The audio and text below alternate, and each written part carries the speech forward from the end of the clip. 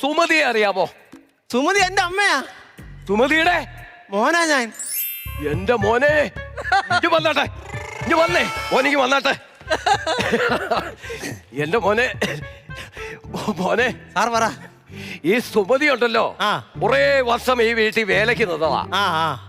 അന്നൊരു കയ്യബദ്ധം. സാർ ബാക്കി പറയണ്ട, എനിക്കിപ്പോ മനസ്സിലായി. എന്നെ പറഞ്ഞു തരട്ടെ. പപ്പ മിണ്ടരുത്. മനസ്സിലായി പപ്പ, മനസ്സിലായി. പറയട്ടെ, പപ്പ മിണ്ടരുത്.